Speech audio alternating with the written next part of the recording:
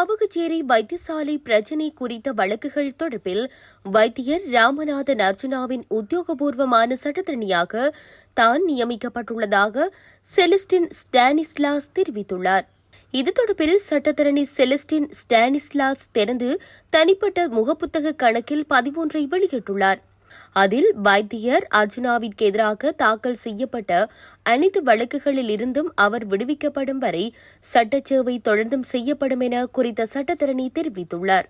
இதேவேளை வடக்கு மக்களின், குறிப்பாக தென்மராட்சி மக்களின் அடிப்படை தேவையான மருத்துவம், சுகாதாரத்துடன் வைத்தியர் அர்ஜுனாவின் விவகாரம் மிக இறுக்கமான தொடர்பை கொண்டுள்ளமையினால் இவ்வழக்குகள் மிகுந்த அவதானத்துடன் கையாளப்படும் என்றும் சட்டத்தரணி செலஸ்டின் ஸ்டானிஸ்லாஸ் குறிப்பிட்டுள்ளார்.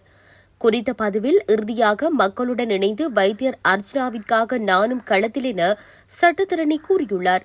இந்த நிலையில் வைத்தியர் ராமநாதன் அர்ச்சனாவிற்கு எதிராக சாவகச்சேரி நீதவான் நீதிமன்றில் 5 வழக்கு தொடரப்பட்டுள்ளதாக அறிவிக்கப்பட்டிருந்தது. அதனைத் தொடர்ந்து வைத்தியர் அர்ஜுனா தனது முகப்புத்தக கணக்கில் மனிதாபிமானம் உள்ள சட்ட நிபுணர்கள் யாராவது இருந்தால் தயவு செய்து உதவி செய்யவும், என் மீது 5 வழக்குகள் போடப்பட்டுள்ளன, சட்டம் தெரிந்தவர்கள் யாராவது உதவி செய்யவும் என பதிவொன்றை இட்டு சட்டத்தரணிகளின் உதவியை நாடியிருந்தமை குறிப்பிடத்தக்கது.